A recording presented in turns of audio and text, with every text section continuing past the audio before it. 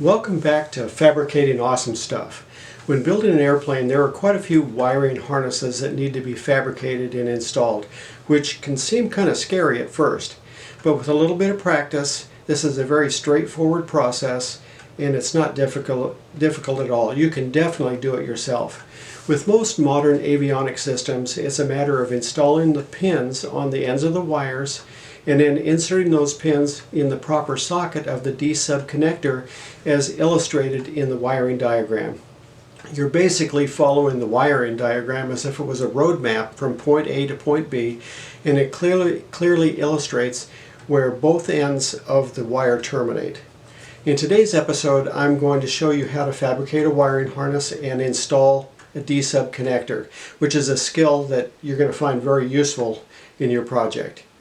Let me know in the comments if there are any additional details that you would like to see about the build, or if you have any questions. And be sure to like and subscribe to my channel so you don't miss any of this great adventure that we're on. So I hope you enjoyed today's episode, and thanks for watching. Today we're going to be installing a D-sub plug onto all of the sensor wires that are coming to the engine management system, like the oil pressure, oil temperature, tachometer, voltmeter. So the first step is I'm going to go ahead and strip these wires, each of them, back a little bit in order to install a pin. So we're going to strip them all just a little back here.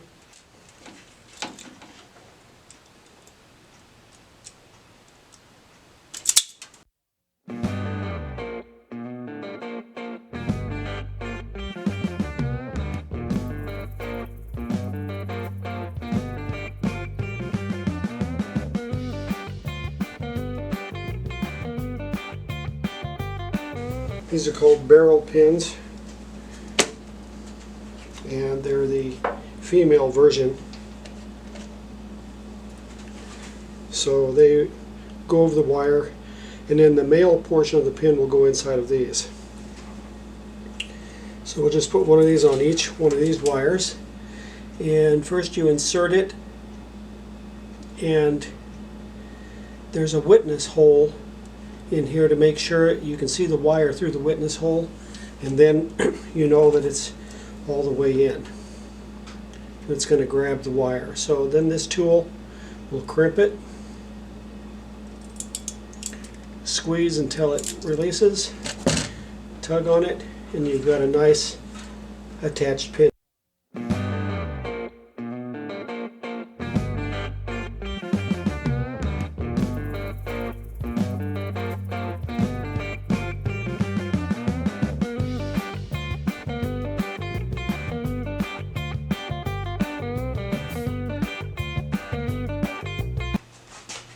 Now that we have all the pins installed, next step is to insert the pins into the D-sub. This is a 37 pin D-sub, and I've marked these. These are all numbered holes. The top row here starts with the number 1 and runs through number 19. Bottom hole is number 20 through 37. So we need to be sure we put the wires in the proper hole based on the wiring diagram. So starting on this first one here, first one says fuel flow signal. According to the wiring diagram, fuel flow signal goes into pin number 14. So it would be 19, 18, 17, 16, 15, 14. That's the hole that's going to go in. Just confirm that. 19, 18, 17, 16, 15, 14. Okay, just push that in until it clicks.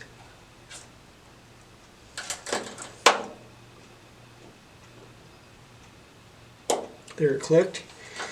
Okay, next wire I'm going to grab here is the flap position sensor. So we'll find that on the diagram real quick. Okay, flap position,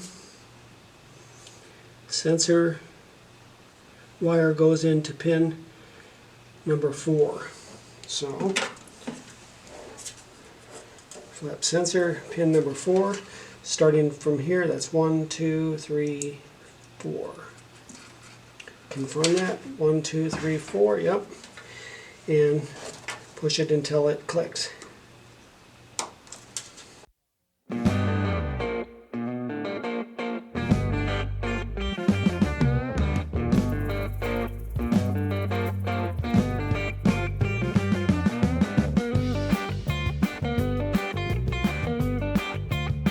Actually, it looks like we've got two. We need the oil pressure and we need the manifold pressure. Both of those need to go to the pin number 18. So I need to splice those two together. So we'll go ahead and do that next. Okay, since those two wires need to go to the same pin, what I did is I cut them and spliced them together.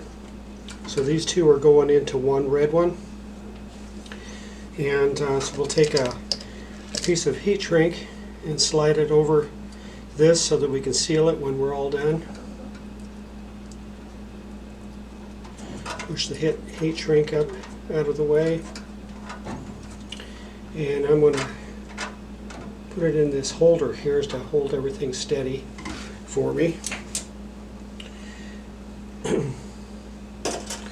And we'll put a little bit of paste flux on the wire that we're soldering, just to make sure that it's good and clean, because you want it to be a good solid, you want the solder to flow nicely. So put a little bit of flux on there, and that'll clean it really good when we're heating it.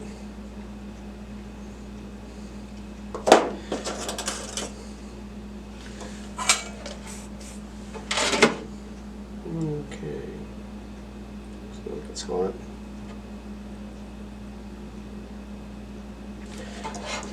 Okay, so now we'll heat the wire and put some solder at the top and let it flow into the wire. Now we got a good flow. And we slide the heat shrink down over the connection.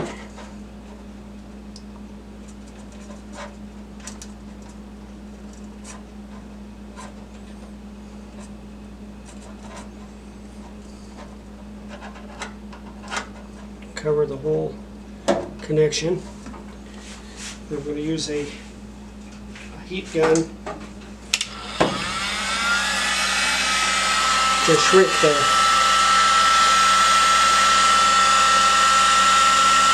tubing and make it permanent.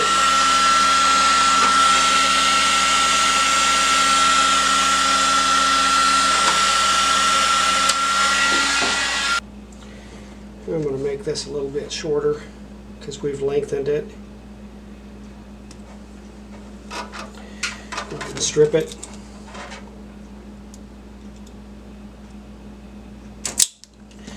Put a D-sub pin on it.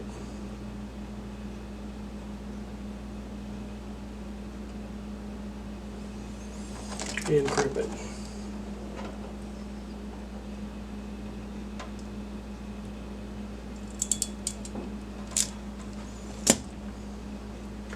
Nice solid crimp.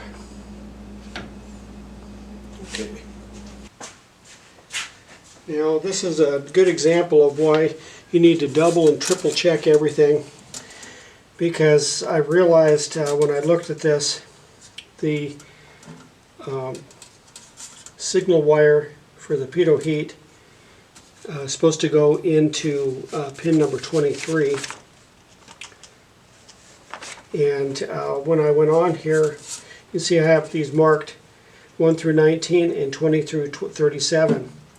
And when I put the pin in, instead of counting from 20 over, I counted from 19 this way, thinking that this was pin number 23.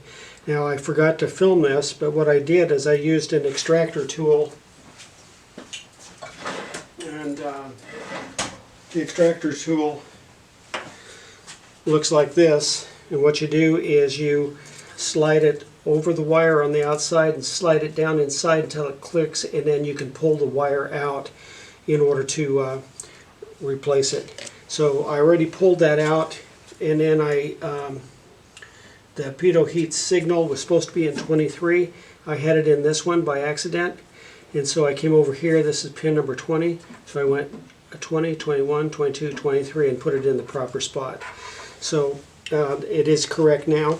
And when I'm all done with this, what I'll do is I'm going to use an ohm meter to pin this out so that we can check both ends of the wire and make sure that the wire on the firewall side is the same as the wire here. And so we'll just check and check before, numerous times before you actually fire it up and damage anything.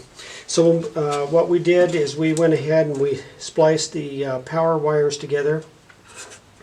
Both of these power wires, one of them is going to power the fuel flow. One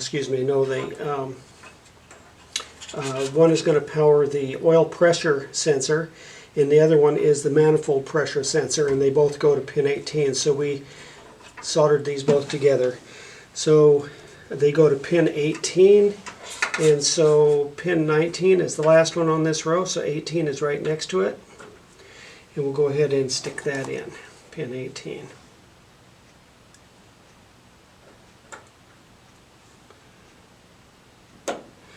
And then we also spliced the ground wires together for both of those, and because they go to the pin number 17. And so we'll go over here to pin 17, and we'll insert in pin 17. So that's 17, 18, 19. That's correct.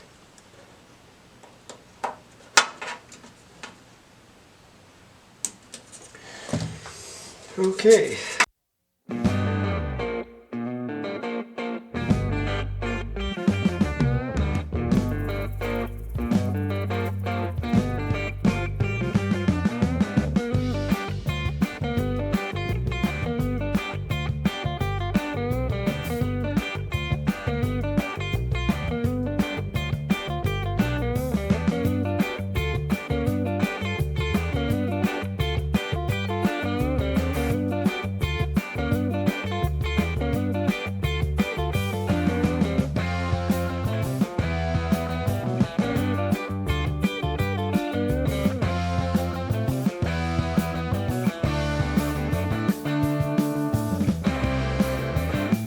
So now we have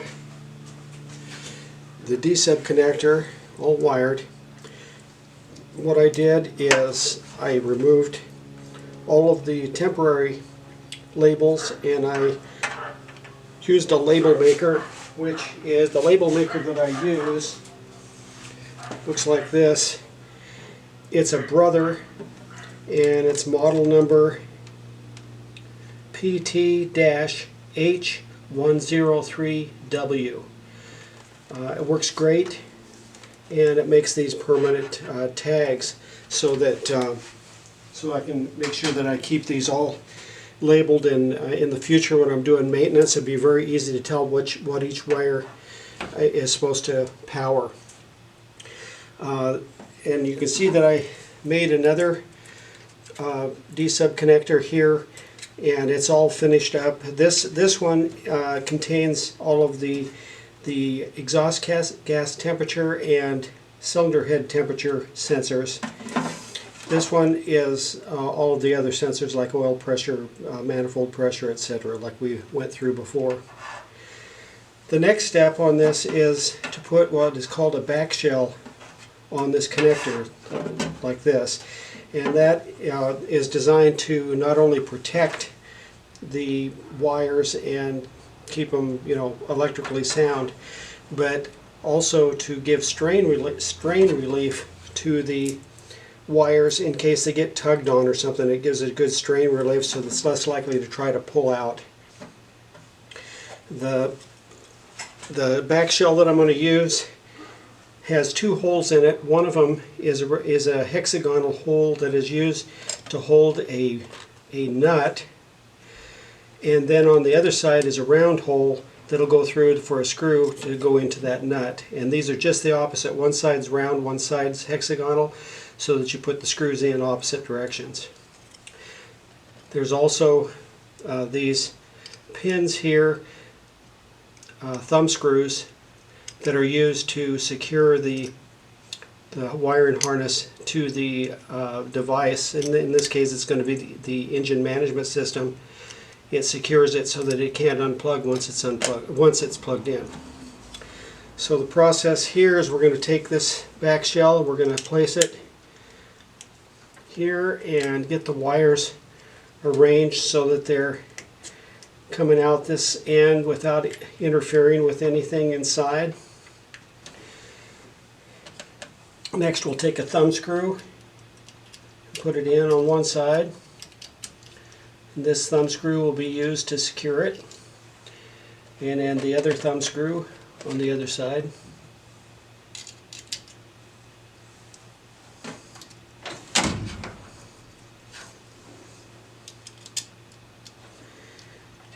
Okay, then the second half of the back shell goes on there.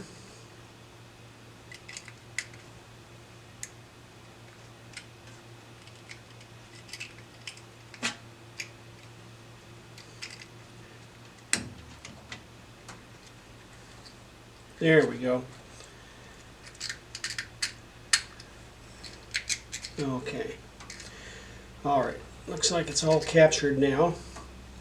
So I'm going to put a nut in the hexagonal hole there.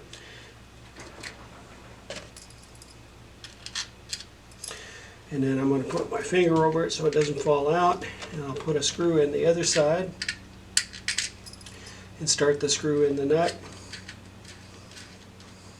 Okay, and then the other one is just the opposite, so we'll put the nut in the hexagonal slot. Put my finger over it so it didn't fall out, and then the screw goes in the other side and screws into the nut.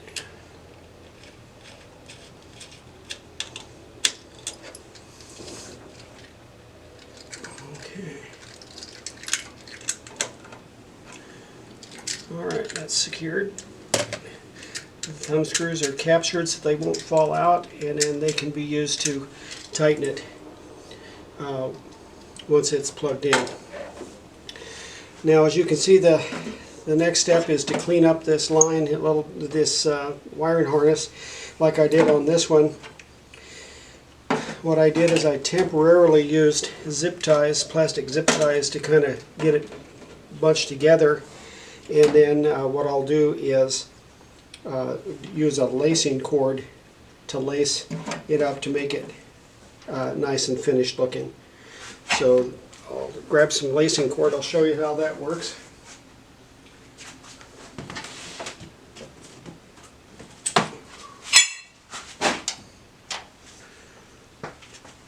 Okay, so this lacing cord is waxed cord so that once it's on, it kind of grabs itself. And just to lace it up, the first step is you do a half hitch. Comes around and into itself here, into this loop. Pull it together, and you can see it's a half hitch style knot, and pull it tight. Pull it tight, and because it's waxed, it stays in position. And then just tie a square knot on these loose ends, and that finishes it off. Just a square knot.